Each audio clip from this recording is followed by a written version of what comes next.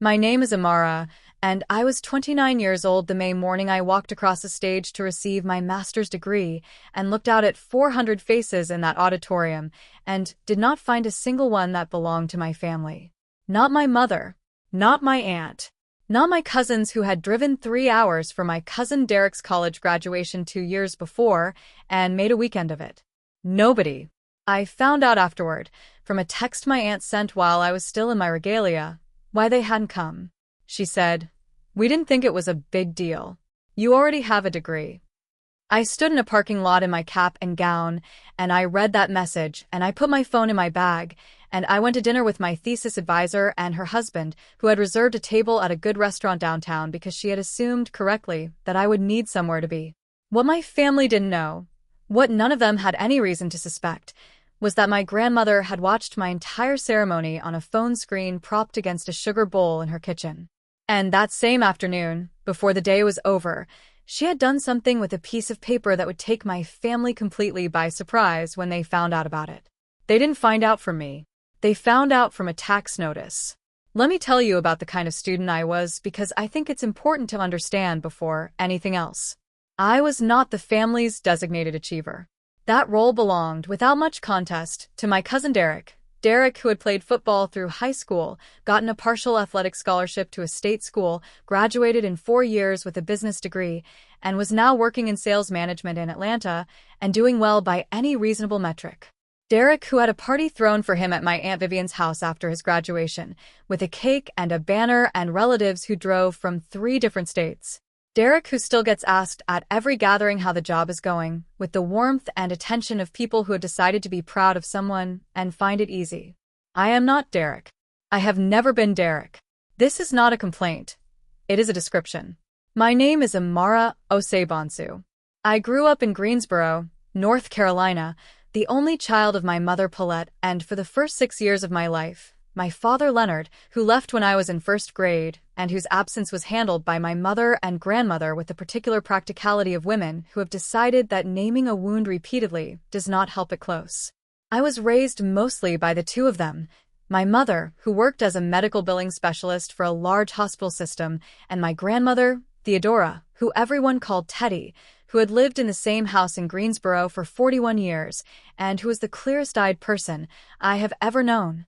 My extended family, my mother's sister Vivian, Vivian's husband Clarence, their 2 children Derek and Kayla, and a rotating cast of cousins and half-cousins who showed up at holidays and disappeared in between, was close in the way that families are close when they live in the same city and share a church and attend the same events. Not close in the way of deep knowledge.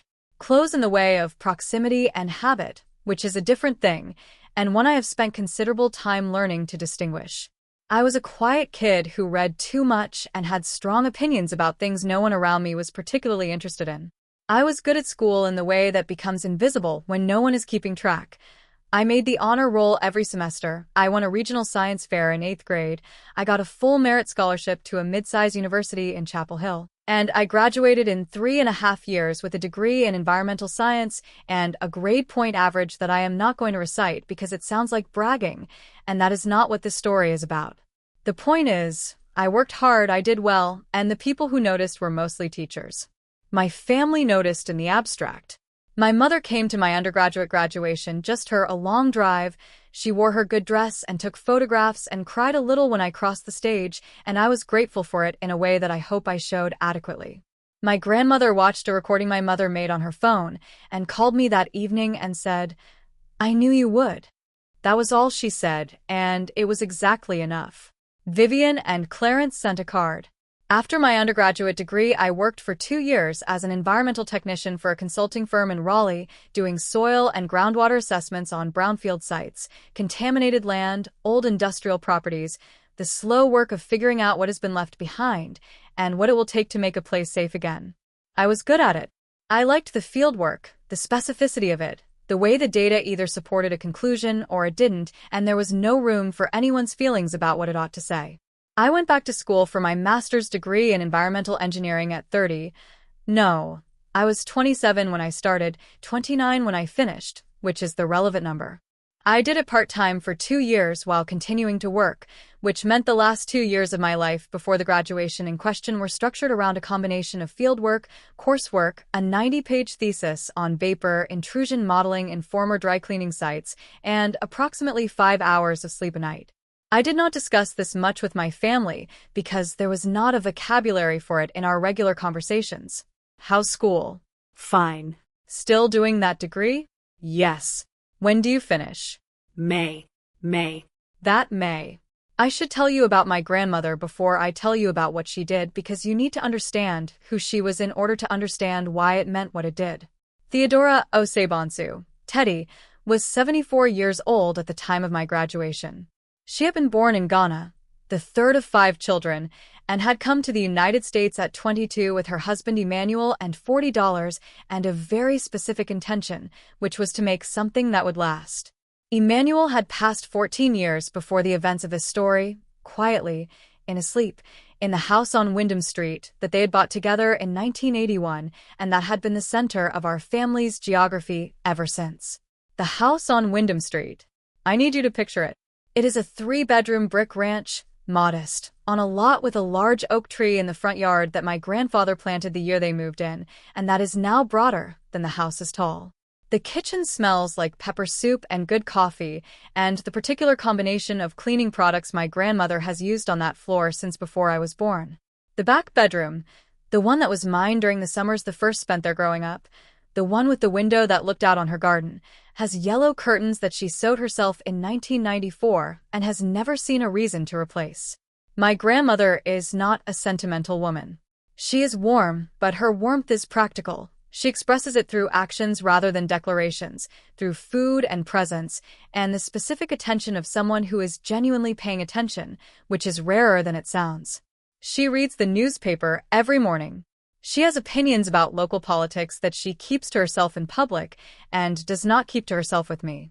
She watches the evening news and fact-checks it afterward on her tablet, which she learned to use at 71 and now handles with more proficiency than most people I know who are half her age. She watched every graduation I ever had on whatever screen was available to her. My 8th grade promotion, my high school commencement, my undergraduate ceremony on a phone recording my mother made. She called after each one and said something specific, not generic praise, but something particular to the event, something that told me she had actually watched and actually thought about it. After my undergraduate ceremony, she said, "You shook that dean's hand like you'd been waiting to." I had been waiting to. I don't know how she knew. She had, over the years, said more than once that the house would be mine eventually. Not in the transactional way that some people dangle inheritance as leverage or a reward. She said it the way she said most things, as a statement of what she had decided and what she considered settled. "You'll have the house when I'm gone" was a thing she said the way she said, "You'll want a jacket. It gets cold in the evenings." Matter of fact, already accounted for. Not a subject for negotiation. I did not think about it in terms of what it was worth. The house had been assessed at just over $230,000 in recent years, which in Greensboro's current market was comfortable but not dramatic. What it was worth to me was what it had always been. The place that smelled like pepper soup and coffee, the yellow curtains, the oak tree, the summer evenings on the back porch listening to my grandmother talk about things she had seen and done before I existed. Its value to me was not legible in any number. My mother knew Grandma Teddy felt this way about the house and me. Vivian also knew, or should have known. She had been present for at least 2 occasions when her mother said it plainly, and had chosen to either not believe it or not take it seriously, which amounts to the same thing. What none of them knew was that my grandmother's way of handling things she had decided was to decide them in writing, file the paperwork, and then wait for the right moment with the patience of someone who has been doing exactly this for 74 years and has never once found impatience to be useful. The invitation went out in February. I sent it by text, to my mother, to Vivian, to Clarence, to Derek, to Kayla, and to 2 cousins on the edges of our family network who I thought might want to come. I gave them 3 months' notice. I told them the ceremony was on a Saturday morning, that it would be over by noon, that I had already looked into hotel options nearby. I told them where to park. I told them the auditorium name. I told them which side of the stage to sit on to see me cross. My mother said she would be there. Vivian said she'd check the calendar, and get back to me. She never got back to me. In March, I texted again, just a check-in, confirming dates, asking if anyone needed the hotel information. My mother said she'd booked a room. Vivian said they were still working it out. Derek didn't reply. Kayla sent a thumbs-up emoji, which I chose to interpret as confirmation but which turned out to mean nothing. In April, for weeks before the ceremony, I called my mother. She told me she was planning to come but that her back had been bothering her and the drive was long and she wanted to make sure she was feeling up to it closer to the date. I said, of course, I understood. Take care of yourself.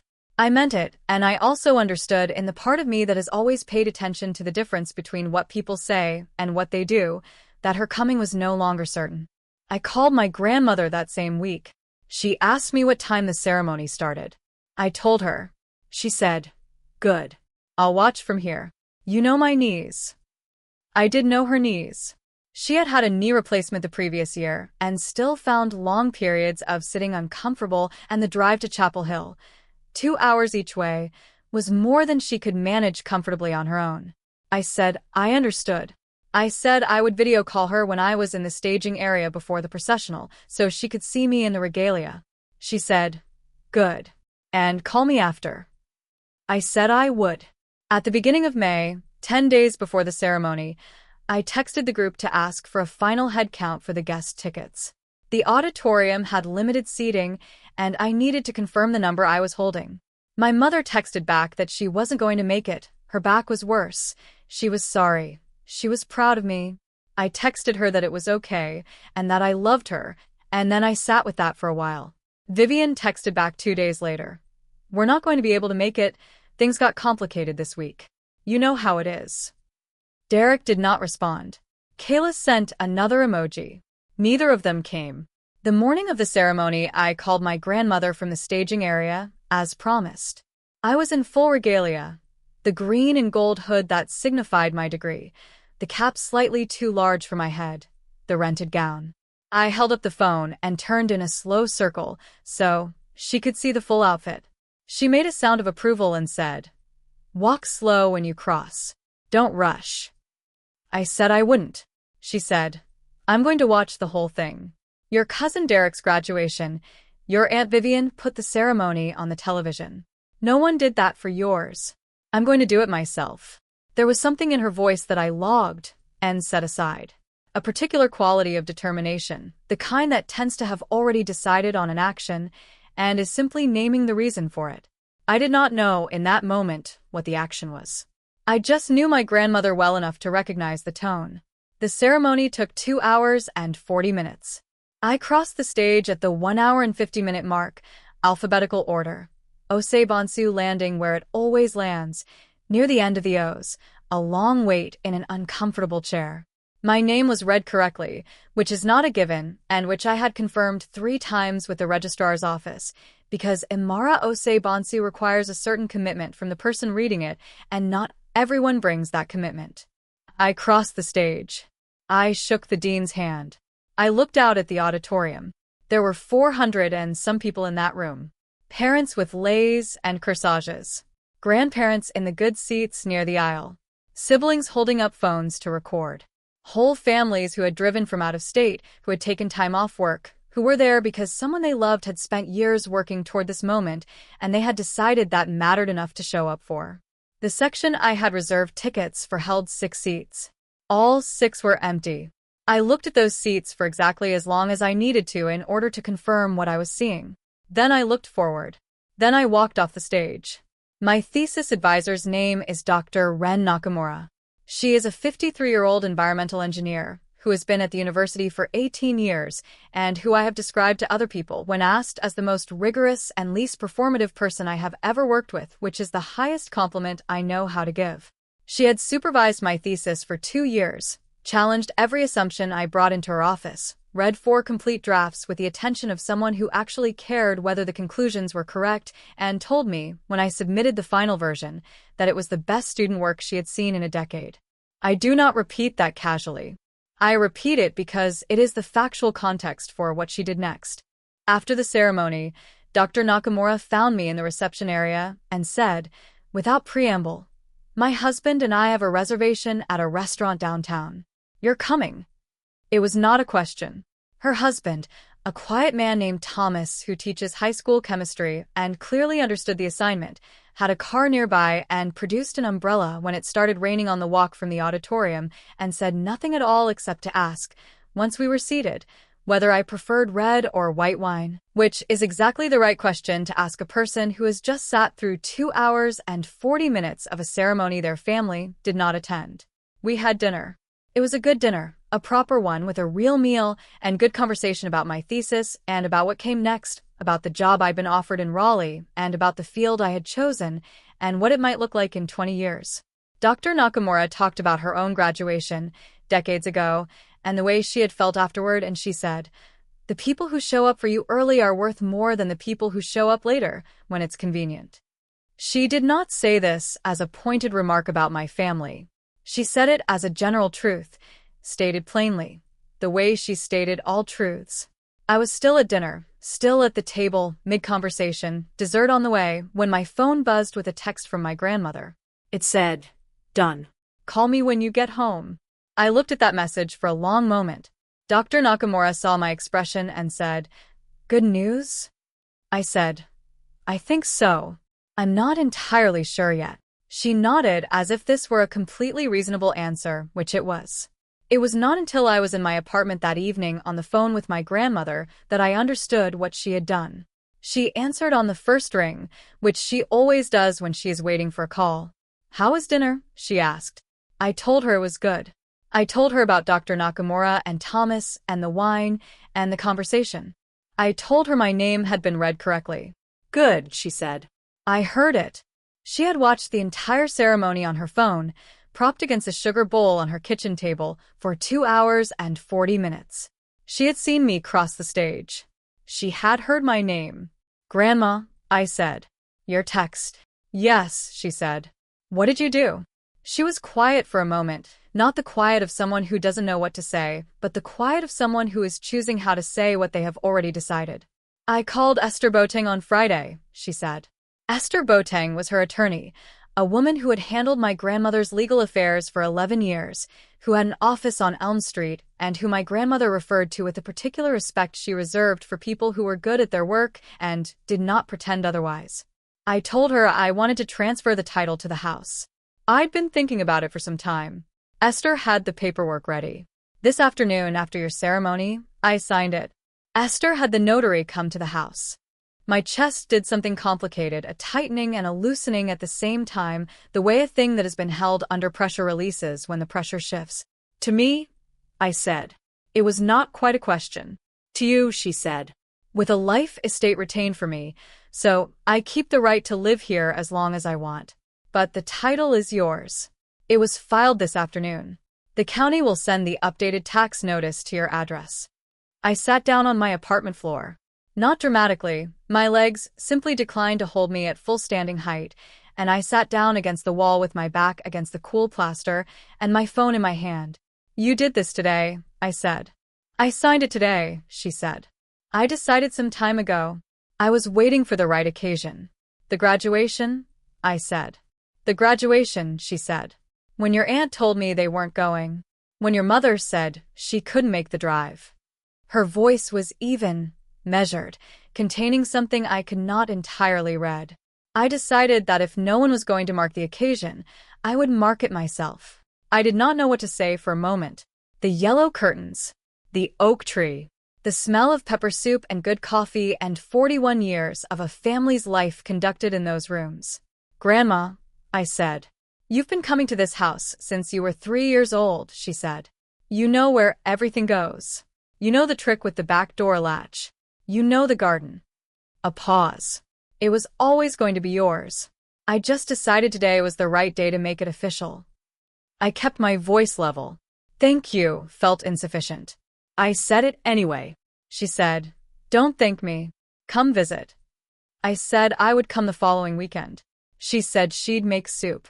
We talked for another 20 minutes about small things, the garden, a book she was reading, the neighbor's new dog, and then she said she was going to bed and that she was proud of me, and she said it with the same plain directness she brought to everything as a fact, as a conclusion she had arrived at through observation and found to be correct. I sat on my apartment floor for a while after we hung up. The tax notice arrived 11 weeks later. In the ordinary course of a property title transfer, the county updates its records and sends a new tax bill to the address of the current owner. The notice is a standard document. Nothing dramatic, nothing designed to announce itself. It lists the property address, the new owner of record, and the updated tax billing information. My name was on it. The county had also, in accordance with standard procedure, sent a notification to the previous address associated with the property, my grandmother's address, since she retained the life estate, and also, through some administrative cross-reference I did not fully understand until later, a courtesy copy to an address that appeared in the original deed records from years ago. That address was Vivian's. I did not know this until Vivian called me. Block 4. The reveal and the room. The call from Vivian came on a Thursday morning. I was at my desk at the environmental consulting firm in Raleigh, the same firm I'd worked at before my degree, which had brought me back at a senior level after my graduation and given me a caseload that was substantially more interesting than what I'd had before. I was reviewing subsurface data from a site assessment in Durham when my phone rang with her number. I answered. Imara. Her voice had a quality I did not immediately classify. I need to ask you something. Okay, I said. Did your grandmother transfer the house to you? A beat. I kept my voice level. She did, I said. Silence. Not brief, a real silence, the kind where I could hear her breath and the particular quality of a person absorbing something they were not prepared for. When, she said. In May, I said. The day of my graduation. Another silence. Then, she didn't say anything to me. I think that was her choice, I said. Imara. Her voice tightened slightly, not angry, not yet, but compressed, the way a voice gets when a person is working to maintain a register they can feel themselves losing. That house has been in this family for 41 years. My mother has been talking about what happens to it for as long as I can remember. I know, I said. We assumed. Clarence and I have always understood that. She stopped. Started again. Did you ask her for this? No, I said. Did you know she was doing it? Not until after, I said. She told me that evening. A long pause. I need to talk to her, Vivian said. That's between you and Grandma, I said. I'm not in the middle of that conversation. She hung up. Not with a slam. She is not a person who slams phones, but with the decisiveness of someone who has ended the call because continuing it would cost more than stopping it. I set my phone down. I looked at my subsurface data. I went back to work. Over the next 2 weeks, the conversation spread. Vivian talked to my mother, who called me once, carefully, to say that she understood why Grandma had done what she had done, and that she wasn't upset with me, and that she was sorry she hadn't made it to the graduation. I told her I appreciated her saying that. I meant it. It landed in a complicated place, the way belated acknowledgments often do, real, and also arriving after the fact, which doesn't cancel the real, but doesn't cancel the after the fact either. Derek texted me. The text said, "Heard about the house. That's a lot." I read it twice and put my phone down. Kayla did not contact me. Clarence called once, a careful, measured call, the kind that has been drafted in someone's head before it was made. He said he felt the family should have been consulted, that this felt like a significant decision to make unilaterally, that he hoped we could all sit down and discuss what made sense going forward. I said I thought my grandmother had made the decision she had every right to make about her own property, and that I wasn't in a position to revisit it. He said he understood, but that family relationships were important, and that he hoped I would keep that in mind. I said I agreed that family relationships were important. I did not say more than that. What none of them did, none of them, in all of those calls and texts, was call my grandmother and tell her she was wrong. They talked around her, over her, about her. But not one of them, as far as I knew, called Tedio Sabonsu and told her she had made a mistake. I suspect they knew, without trying, that it would not go well. My grandmother held a small gathering at the Wyndham Street house in late July, a Sunday lunch, the kind she hosted 3 or 4 times a year, the kind that had always been the center of our family's calendar. She made jollof rice and fried plantains and a chicken stew that took 2 days to prepare and that I've been trying to replicate for 15 years with only partial success. I drove down from Raleigh on Saturday evening and stayed the night in my old room with the yellow curtains. We sat on the back porch after dinner, my grandmother with her tea, me with a glass of water, and she talked about the garden. The tomatoes were good this year. The pepper plants had done well. She was thinking about expanding the bed along the back fence. On Sunday, the family arrived. Vivian and Clarence came together, with Derek. Kayla was not there, some prior engagement, Vivian said, in the tone of someone who has already spent the drive negotiating what to say and what not to say. My mother arrived separately from a long drive, in her good dress, and hugged me in the kitchen for a long moment before saying anything else. We ate. My grandmother sat at the head of her table and served from the center dishes and kept the conversation moving in the direction of the ordinary. The garden, Kevin's football season, a neighbor's new baby. She was the most relaxed person in the room. She was also, very clearly, entirely aware of the currents moving below the surface of the meal and was choosing, with precision, which ones to acknowledge and which to let run their course. After lunch, when the dishes were cleared, Vivian asked if they could talk. My grandmother said of course. They went to the living room. I stayed in the kitchen with my mother and Derek, who was looking at his phone in the focused way people look at their phones when they are trying to appear occupied. I did not hear the specific words exchanged in the living room. What I know is that the conversation lasted about 25 minutes and that when Vivian came back to the kitchen, something in her posture had changed, not collapsed but settled, the way a posture changes when a person has finished making an argument and understood that it did not land. She looked at me. Her expression was complicated, not hostile, not warm, something in between that I think was genuine, which is the thing I choose to believe. She said, "Your grandmother is very clear about what she wants." She always has been, I said. Vivian nodded once. She picked up a dish towel and helped me dry the pot on the counter, which was not a gesture she would normally have made, and we stood at the counter together for a few minutes in a silence that was not comfortable but was not unfriendly, and I think was, in its way, a beginning of something. Clarence and I did not speak privately that day. Derek told me on his way out that the jollof rice was good, which is not nothing. Derek does not compliment food, he doesn't mean to compliment. Before everyone left, my grandmother came to find me in the kitchen. She put her hand on my arm briefly and said, quietly so that only I could hear, "I told your aunt I decided on your graduation day, because it was the right day. Not because of them. Because of you." I kept my face still. My throat did the thing it sometimes does, that complicated tightening that is not grief and not joy, but something that sits at the junction of both. "I know, Grandma," I said. "Good," she said. "Now help me with this pot." I helped her with the pot. Over the weeks and months that followed, the shape of things shifted. Not dramatically, not in the way that a conversation or a confrontation shifts things, but in the slow, particular way that a family reorganizes around a fact that is now simply a fact and cannot be argued out of existence. The house belonged to me. The tax notices came to my address. My grandmother called me every Sunday.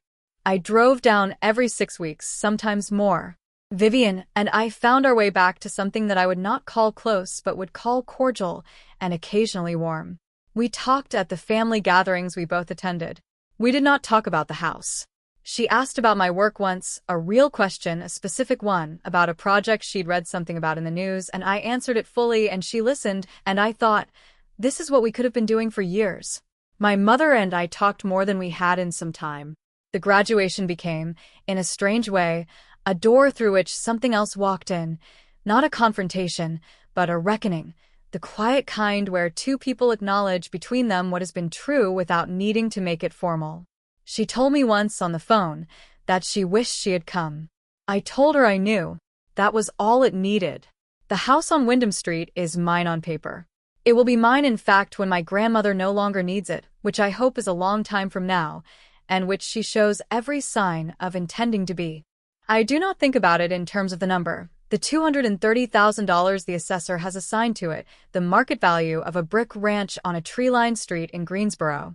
I think about it in terms of the oak tree, and the yellow curtains, and the trick with the back door latch, and the garden that I am slowly learning to tend.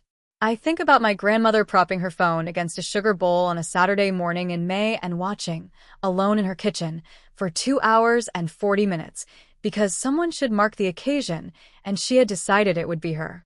That is the thing I carry. Here is what I have come to understand. Showing up is a choice. It is made in advance, in the ordinary moments when there is no social cost attached to the decision, no one watching to see what you do. The people who make that choice, quietly, without announcement, in the parking lot of a clinic, in a car in the rain, in a kitchen with a phone propped against a sugar bowl, are telling you something true and complete about who they are. And the people who don't make it are telling you something equally true. The gift, if there is one, is in learning to hear both clearly and to act accordingly. My grandmother heard clearly for a long time.